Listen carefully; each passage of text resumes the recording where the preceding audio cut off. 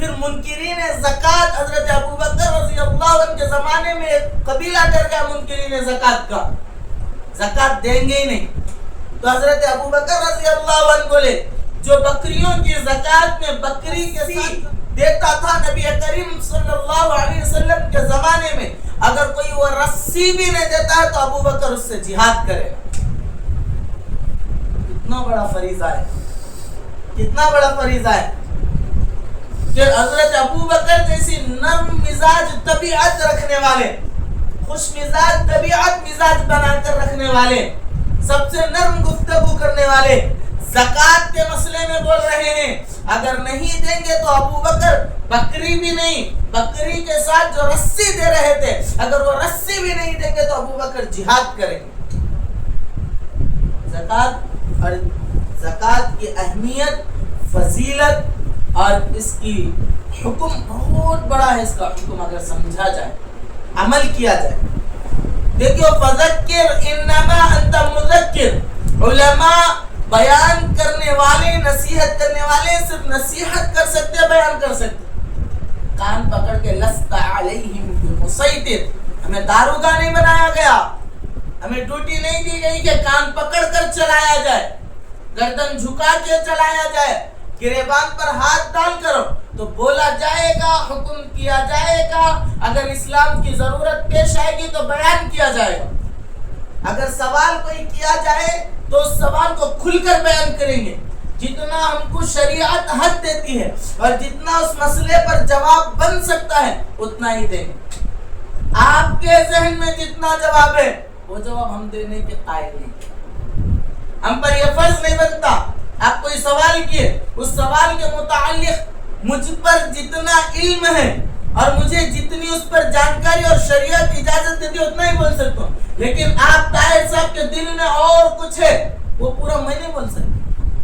شریعت میں وہ مسئلے سے متعلق نہیں ہے، وہ ہم پر فرض نہیں بنتا. مانا جائے تو مانا جائے، نہ مانا جائے تو نہ مانا جائے، سنا جائے تو سنا جائے، نہ سنا جائے تو نہ سنا جائے. علماء ایک راہ ہے جو دین کے منازل اور دین کی منزلوں تک لے جا کر پہنچانا. اب اس منزل پر چل کر کوئی منزل تلاش کر سکتا ہے، اس راہ پر چل کر تو ساتھ ہوگا. اگر کوئی اس راہ پر چل کر نہیں ہوتا تو راستے پر لوگ آتے جاتے بدلتے رہتے.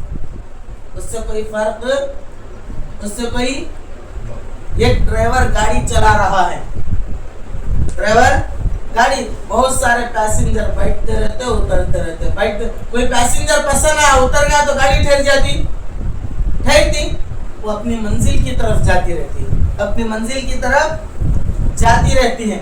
ہم نے اکابرین سے یہی سیکھا، ہمارے اساتذہ سے یہی سیکھا ہے. جب دین کا مسئلہ بولنا ہے نہ آگے دیکھنا ہے نہ پیچھے دیکھنا ہے، نہ کسی کی تعریف پر ہمارے کان ٹھہریں گے، نہ کسی کی مذمت پر ہمارے حوصلے کم ہوں گے، نہ کسی کے ہدیوں پر حوصلے بڑھیں گے اور نہ کسی کے طعنوں سے ہم ڈریں گے. ہم کو جتنی بات بولنا ہے بولتے رہیں گے، جتنی بات بولنا ہے شریعت میں اتنی بات تو بولنا ہے. پھر زکات کے حدود قائم ہو گئے. زکات دو، زکات دو، زکات دو. قیامت کے قریب زکات کو ٹیکس سمجھا جائے گا، قیامت کے قریب زکات کو بوجھ سمجھا جائے گا. تو آج قیامت آج کے قریب نظر آ رہے نہیں آ رہے، آ رہے نہیں آ رہے. اس میں یہ غلطی اور بھی کرتے ہیں. زکات جو دینا ہے لوگ سمجھتے ہیں رمضان میں دینا ہے. زکات مہینے پر فرض نہیں ہوتی. زکات اتنے ایام پر پورے مہینے کے اندر فلاں مہینے میں جس طرح روزے فرض ہوتے اس طرح نہیں. زکات دن آتا ہے. زکات میں کیا آتا ہے؟ دن آتا ہے. اور زکات انگریزی تاریخ کے اعتبار سے نہیں، زکات اردو تاریخ، چاند کی تاریخ کے اعتبار سے قائم ہے. محرم، 10 محرم انگریزی حساب سے دیکھتے ہیں چاند کے حساب سے. اور عید الاضحیٰ، عید الفطر، رمضان کے روزے کس کے؟ چاند سے. جب ہر چیز چاند سے دیکھتے ہیں تو ہم کو بات سمجھ میں آ جانی چاہیے. اسلام کے احکام چاند سے ہے. اسلام کے احکام کا تعلق کس سے ہے؟ چاند سے ہے. آپ اگر صاحب نصاب ہو گئے فلاں تاریخ میں، مثال کے طور پر لوگ رمضان ہی کو سمجھتے ہیں نا. ایک بات کرو، 10 رمضان کو آپ کے پاس اتنا مال آ گیا کہ آپ زکوٰۃ دینے کے قابل ہو گئے. 10 رمضان. اب اگلے سال 10 رمضان جب آئیں گا، 10 رمضان لگتے ہی آپ پر زکوٰۃ فرض ہوگی.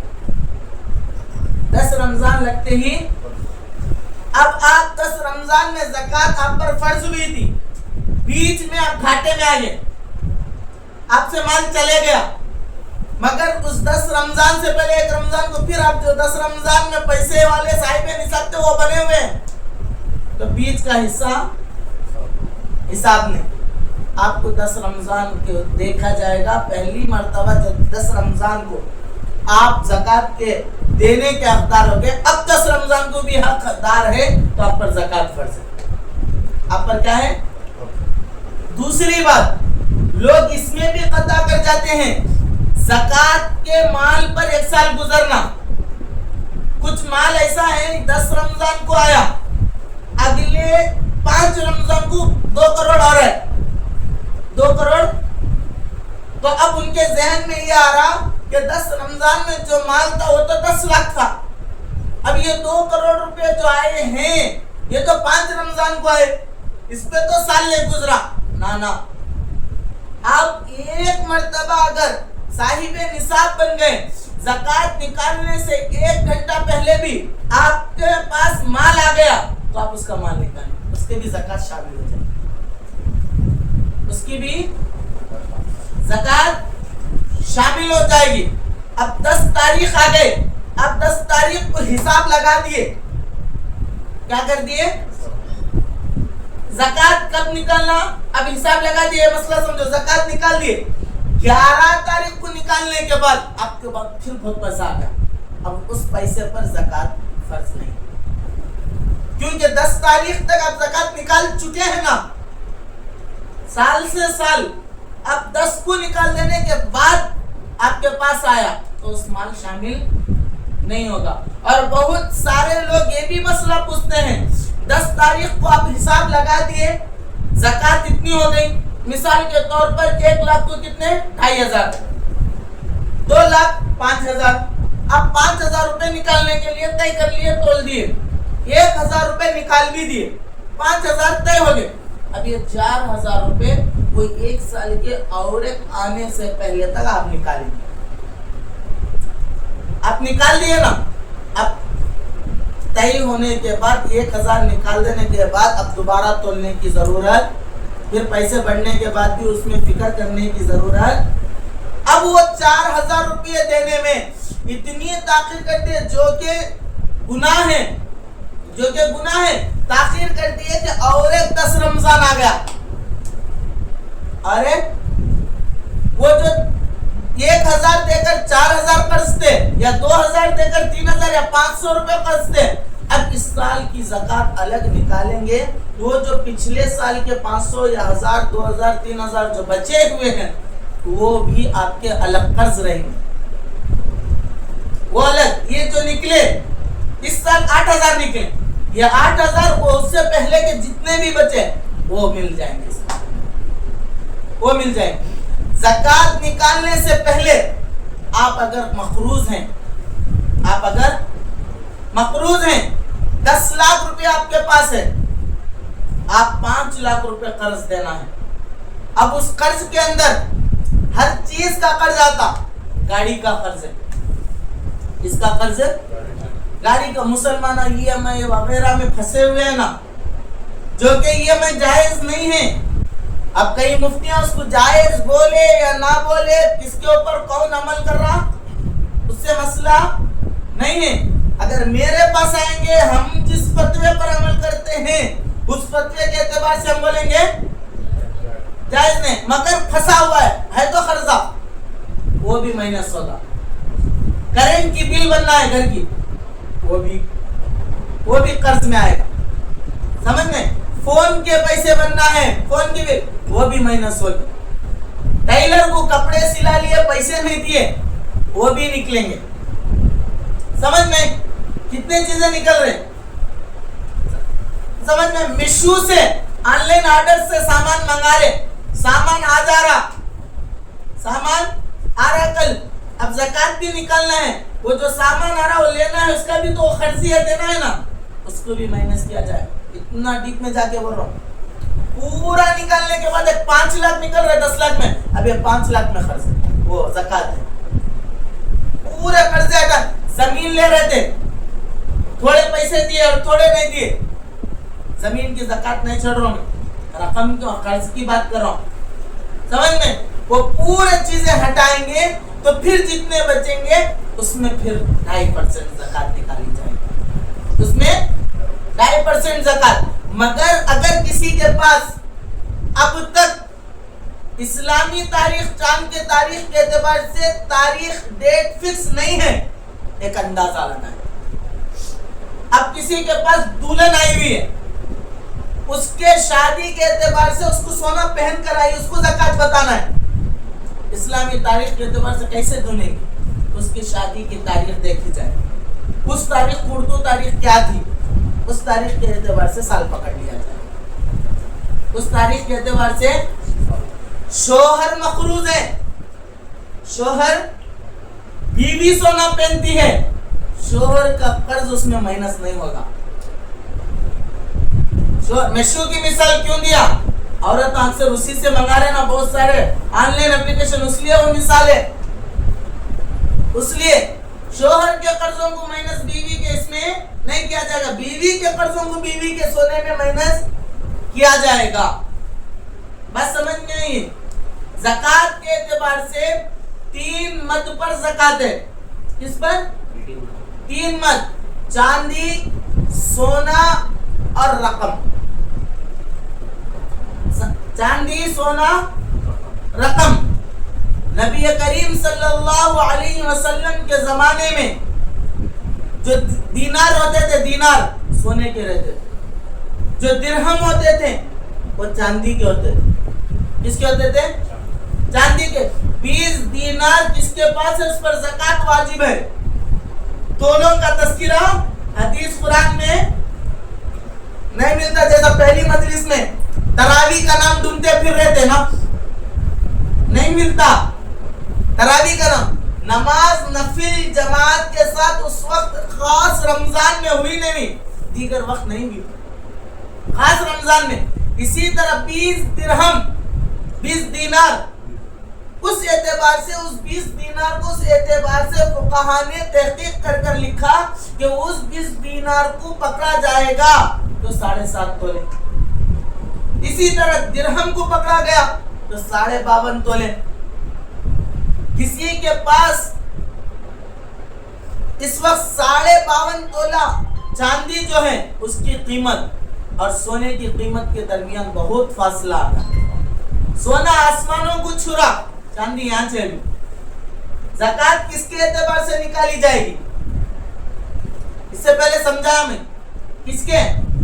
چاندی کے اعتبار سے. کس کے اعتبار سے؟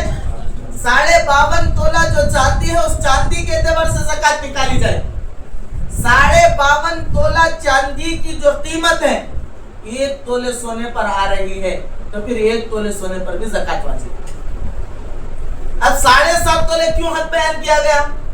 7.5 تولے اس کو کہا جائے گا جس کے پاس چاندی کی ایک ناک میں ڈالنے والی, کیا بولتے اس کو, پھلی, ناک میں ڈالنے والی پھلی بھی نہ ہو, اور اس کے پرس میں, اس کے فون پے میں, گوگل پے میں کوئی رقم بھی موجود نہ ہو, صرف اور صرف سونا ہو, تو ایسے کے لیے 7.5 تولہ ہے. کسی کے پاس سونے کے کچھ بھی ایک چھوٹی چیز بھی نہ ہو, رقم بھی نہ ہو, خالص چاندی ہے, گھر میں راشن ہے کھانے کا, خالص چاندی, رقم بھی نہیں, تو اس کے لیے 52.5 تولے. اس دور میں ایسا کوئی نہیں ہے جس کے پاس خالص سونا چاندی کی کچھ بھی نہ ہو, ایک چھلا تو رہتا, پتہ نہیں ہوتا, نہیں ہے تو جیب میں پیسے تو رہتے, 100 روپے بھی نہیں رہتے, 100 روپے بھی نہیں رہتے. تو اب پیسہ سونا چاندی 3 مد مل گئے تو 52.5 تولے کی طرف چلے جائیں گے. 3 مدوں میں سے 2 مد کوسے بھی مل گئے تو کس میں چلے جائیں گے؟ 52.5 تولہ چاندی. اب 52.5 تولہ چاندی کی جو قیمت ہے ہر دور میں اس اعتبار سے سونے کے اوپر لگا لی جائے.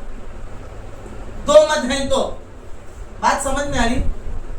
2 مد یعنی سونا پیسہ ہے یا چاندی پیسہ ہے یا سونا چاندی ہے تو ایسے وقت میں کس کا حساب لگایا جائے گا؟